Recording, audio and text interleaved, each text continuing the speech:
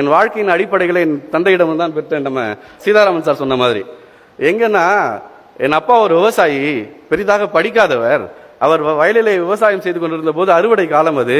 அந்த காலத்தில் நான் ஒரு பையனாக அவருக்கு உதவி செய்து கொண்டிருந்தேன். நெல் அறுத்து போட்டுக் கொண்டிருந்த போது நெல்மணிகள் சிந்தி செதறின. ஐயோ வீணா போதேன்னு சொல்லி நான் எல்லாத்தையும் எதிர்த்தேன். எங்க அப்பா அடைச்சி வா அப்படின்னாரு. ஏன் அப்படின்னா, வீணா போகுது இதெல்லாம் எல்லாம் நமக்குன்னு நினைக்காத, இது வீணா போல, இது பறவைகளுக்கானது இல்லையா? ஒரு பாமர விவசாயிக்கு இருந்த ஒரு உணர்வு படித்த நம்மிடம் தொலைந்து போனதுக்கான காரணம் சமூக அக்கறை முற்றிலுமாக ஒழிந்து போனது அப்படிங்கிறது தான். இன்னைக்கு வரைக்கும் மீனவர்கள்ட்ட இருக்கு ஒரு வகை மீன் இருக்கிறது, அது தாய்ப்பால் சுரக்கிற மீன். அந்த மீனை விற்க மாட்டாங்க. இன்னைக்கு வரைக்கும் நடைமுறையில் இருக்கிற விஷயம். அந்த ஊரில் யார் குழந்தை பெற்றிருக்கிறாரோ அந்த பெண்ணுக்கு தேடி கொண்டு போய் அந்த மீனை கொடுத்துட்டு வருவாள் அந்த மீனவ பெண். ஏன்னா அது விலை கொடுத்து வாங்க முடியாது, அது எப்பயோ கிடைக்கிற ஒரு விஷயம். ஆனால் இன்று எல்லாவற்றையும் விலை பேச முயற்சி செய்தோம். கல்வியும் மருத்துவமும் தொண்டாக இருந்த நிலை மாறி தொழிலாக மாற ஆரம்பித்த போது நாம் இயந்திரங்களாக மாறி போனோம். ஒரு இயந்திரத்தை வடிவமைக்கிற தொழிலாளி கூட தன் இயந்திரத்தை குழந்தையை போல பராமரிக்கிறான், துடைக்கிறான், பாலிஷ் பண்றான். அதான் எனக்கு சோர்படுது, அதை நான் பார்த்துக்கணும்னு நினைக்கிறான். ஆனால் நாம் குழந்தைகளை இயந்திரங்களாக மாற்ற ஆரம்பித்து விட்டோம். அதுவும் மதிப்பெண் எடுக்கிற இயந்திரங்களாக மாற்ற ஆரம்பித்து விட்டோம். விளையாடுவது தவறு, படிப்பது தவறு, மற்றவர்களிடம் அன்பு செலுத்துவது தவறு. ஒரு கோவிலில் நடந்த ஒரு நிகழ்வு, ஒரு பத்திரிகையாளனாக இதையெல்லாம் பார்க்கிற வாய்ப்பு எனக்கு கிடைத்திருக்கிறது. ஒரு இதுல கியூல நிக்கிறாங்க, ஒரு பையன் வரிசையில் நிக்கிறான். நிறைய குழந்தைகள் முண்டி அடித்து சுண்டல் வாங்கிட்டு இருக்காங்க, ஒரு இது கொடுத்துட்டு இருக்காங்க, சுண்டல் கொடுத்துட்டு இருக்காங்க. வரிசையில நின்றுட்டு இருக்கிற அந்த பையனை கூப்பிட்டு அம்மா திட்டுறாங்க, நீ எங்கடா உருப்பிட போற, அங்க பாரு. கூட்டத்துல போய் முன்னால போய் வாங்கிட்டு வந்துட்டான். நீ வரிசையில் நின்று சுண்டலை விட்டுட்ட, நீ எப்படி உருப்பிட போற? ஒரு சுண்டல் வாங்கலன்றதுக்காக, வரிசையில் நின்று வாங்கணும்னு நினைச்சதுக்காக அந்த குழந்தையை கூப்பிட்டு பாராட்ட வேணாமா? இது எவ்வளவு பெரிய விஷயம். நீ எல்லாரும் முண்டி அடித்து விதிகளை மீறி போறப்போ விதியோடு நின்று நிக்கிறே, நீ உண்மையிலே எனக்கு உன்னை நான் பெற்றெடுத்ததுக்காக மகிழ்கிறேன்னு ஒரு தாய் சொன்னாதான் ஒரு ஆரோக்கியமான தலைமுறை அங்கே வந்திருக்கிறதுன்னு அர்த்தம். டாக்டர் சுரேந்திரன் ஒரு கேஸ்ட்ரோன்டாலஜிஸ்ட் இருக்கார், சென்னை, இந்திய அளவில் ரொம்ப முக்கியமான ஒருத்தர். அவர் தன் தந்தையிடம் பெற்ற ஒரு பாடத்தை சொன்னார்.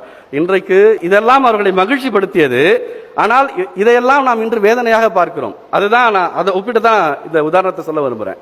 அவர் ஸ்டான்லியில் அவருக்கு மெடிக்கல் சீட் கிடைச்சதும் ஒரே சந்தோஷம். பட் அவங்க அப்பா கிட்ட காசு இல்லை. நம்ம பல சீதாராமன்கள் அரசு பள்ளியில் படிச்சிருக்காங்க போல இருக்கு. ஸோ காசு இல்லை அப்படின்றதால அந்த ஊரில் இருக்கிற ஒரு பெரியவர்கிட்ட கடன் கேட்கறதுக்காக போயிருக்காரு. ஏன்னா நாளைக்கே சேரணும் அப்படின்றதுக்காக பையனை கூட்டிட்டு போய் அந்த இடத்துல நிறுத்துறாரு. நிறுத்தி 400 ரூபாய் கடன் வாங்குறாரு. அவர் எங்க ஊர்ல இருந்து ஒரு பையன் படிக்க போறான், MBBS, எவ்வளவு பெரிய விஷயம் அப்படின்னு சந்தோஷமா கொடுத்து அனுப்புறாரு. அடுத்த செமஸ்டர் முடிச்சு வந்த உடனே அந்த பையனை கூட்டிட்டு போயிட்டு அந்த இவர்கிட்ட 400 ரூபாய் கடனை திருப்பி கொடுக்குறாரு. அவரு, ஐயோ என்ன நீங்க நான் கடனா தரல அப்படின்னாரு. இல்ல நான் கடன் வாங்குறப்ப என் பையனை கூட்டிட்டு வந்தேன். ஏன் தெரியுமா? அப்பா கஷ்டப்பட்டு படிக்க வைக்கிறாருன்னு பையனுக்கு தெரியணும். கடனை திருப்பி கொடுக்குறப்ப நான் முன்னாலே இந்த பணத்தை சேர்த்து வச்சுட்டேன். இந்த படத்தை ஏன் தெரியுமா நான் திருப்பி பையன் வர வரைக்கும் வெயிட் பண்ணேன். அப்பா வாங்கின கடனை திருப்பி கொடுப்பாருன்னு பையனுக்கு தெரியணும். இந்த உணர்வு கடன் வாங்குவதிலிருந்தும் ஒருத்தரை ஏமாற்றக்கூடாதுங்கிற உணர்விலிருந்தும் என்னை எப்பவும் பாதுகாத்து வைத்திருக்கிறது. இதெல்லாம் ஏதோ நம்ம கற்பனை கெட்டாத திசைகளிலிருந்து வரக்கூடிய விஷயங்கள் இல்ல, நம்ம அன்றாட வாழ்க்கையில் இருந்தது. ஒரு சங்க இலக்கியத்தில் நடந்த ஒரு நிகழ்வு, எனக்கு பிடித்த ஒரு சங்க பாட்டினுடைய கருத்தை மட்டும் சொல்ல நிறைவு செய்ய விரும்புகிறேன். ஒரு தலைவன் போருக்கு சென்றிருக்கிறான், தாமதமாக வந்து கொண்டிருக்கிறான். தலைவன் இன்னும் வரவில்லையே, போருக்கு போனவன்னு அந்த தலைவி பயங்கர வேதனையில் இருக்கா. அவன் உயிரை கையில பிடிச்சிட்டு இருக்கா. அவன் எப்ப வருவான், இல்லைன்னா எப்ப வேணாலும் அவன் இறந்து போயிடுவா அப்படிங்கிற மாதிரி. அவளுக்கு நான் உயிரோட வந்துட்டு இருக்கேங்கிற தகவல் தெரியணுன்றதுக்காக அந்த தேர்ல ஒரு பெரிய மணி கட்டி ஓட்டிட்டு வரான். அவன் மணி சத்தம் அந்த தேருக்கு முன்னால விருட்டுன்னு பாஞ்சு போயிட்டு இருக்கிறவன் திடீர்னு ஒரு இடத்துல மட்டும் ஒரு மாலை நேரம் மழை பெஞ்சிருக்கு.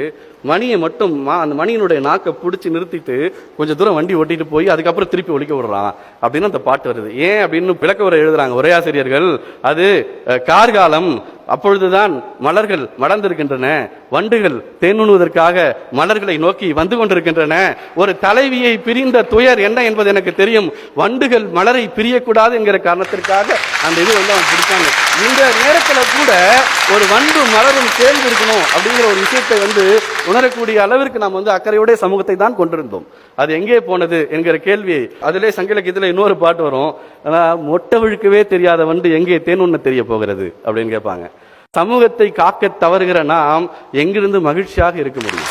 இன்றைக்கு நாம் சமூகத்தை காக்க வேண்டிய கட்டாயத்தில் இருக்கிறோம் என்பதை சொல்லி நம்முடைய பிள்ளைகளை நல்ல வரிசையில் நின்று வாங்குவதற்கு உற்சாகப்படுத்துவோம்.